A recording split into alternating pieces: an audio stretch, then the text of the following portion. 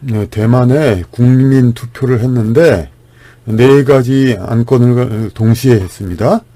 근데 이건 17, 18, 19, 20이라 했는데 19, 20은 뭐 안 그래도 지금 이 표 이제 보기 어려운데 생략하고 17, 18 안건만 좀 보겠습니다. 근데 이 17, 18 안건에 요거 뭡니까? 세체 17안 중계 핵사 4번째 핵발전소를 아마 개발했다는데 일깨우다 4번째 핵발전소를 뭐 다시 중이란 게 겹치다는 거지. 다시 일으킨다, 이제 작동한다.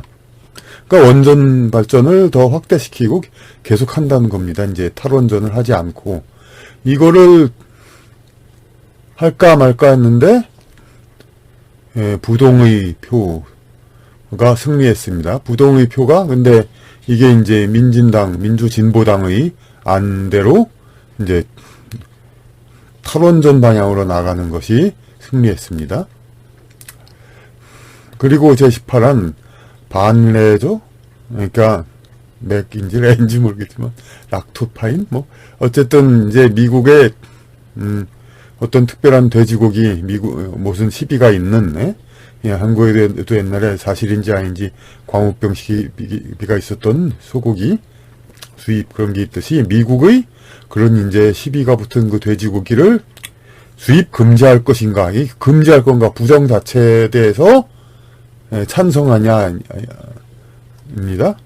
그러니까 찬성한다면 계속 수입을 금지하는 거고 반대하면 수입을 다시 하는 거죠. 마이너스 곱하기 마이너스는 플러스가 되는 것으로. 그러니까 이 마이너스 부동의가 여기서도 승리했습니다. 그러니까 돼지고기는 계속 수입한다는 거죠. 그럼 요건 뭡니까? 그 탈원전을 한다는 거니까 진보적인 정책이죠. 그런데 돼지고기는 미국산 돼지고기를 계속 수입한다고 그랬어요.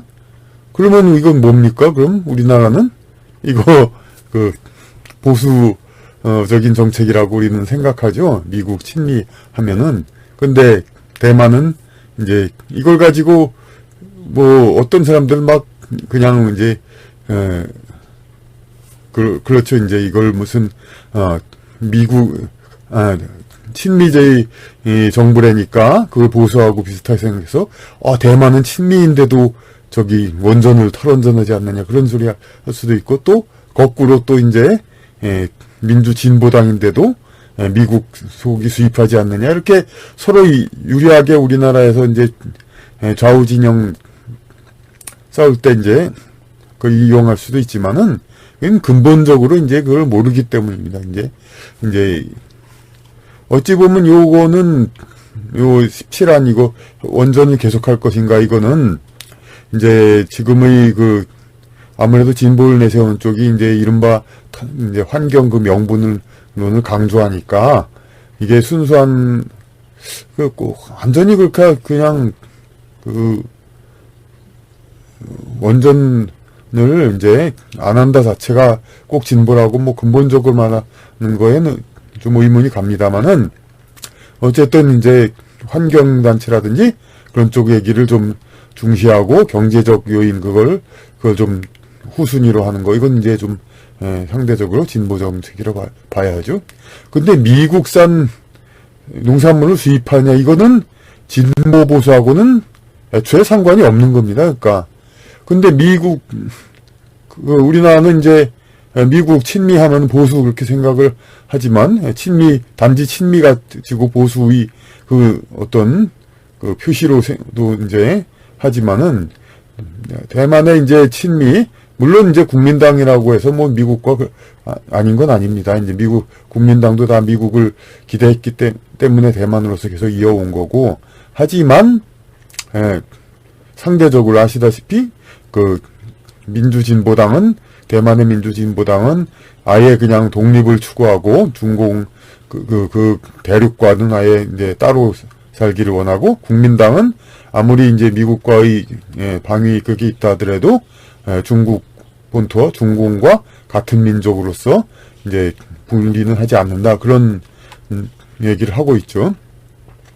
그러니까 그런 의미에서 이제 이건 진보하고 보수하고는 상관없이 대만의 이제 진보 세력이 오히려 그러니까 중국에서 벗어나고, 물론 명분상은 대만의 진보라고 해봐야 이제 우리나라의 진보 정도입니다. 그러니까 뭐 대놓고 무슨 아주 좌파 정책 그런 건 아니고 이제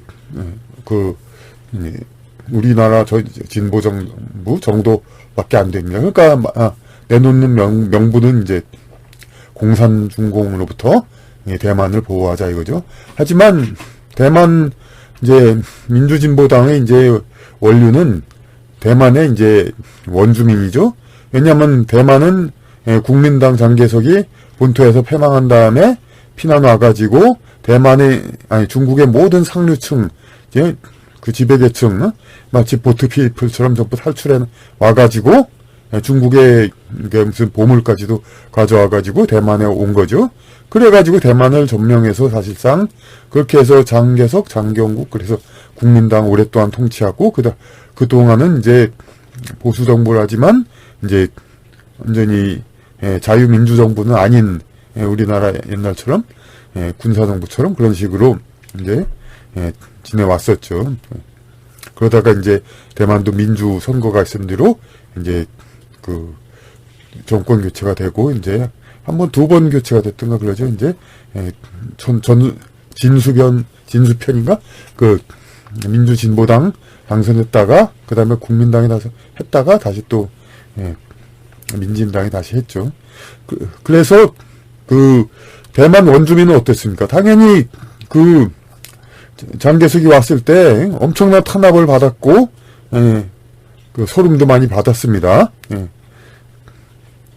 그러니까 이제 비주류 세력이죠. 그러니까 마치 우리나라 이제 해방 후 6.25 5, 60년대에 진보적인 혹은 약간은 국가 화해를 추구하는 그런 쪽 세력이 엄청난 탄압을 받은 것처럼, 그러니까 대만의 원주민 당은 이제 그렇게 해서 형성이 된 거죠. 이제 그런 사람들끼리 모여가지고. 그러니까 대만은 당연히 이제 그 국민당 그쪽에 이제 대척점이면서도 또한 이제 국민당을 이제 쫓아보낸 중공 그쪽 이제 중국 본토하고도 우리는 대만 원주민 원래부터 대만 사람이다. 중국 본토하고 우리는 다르다.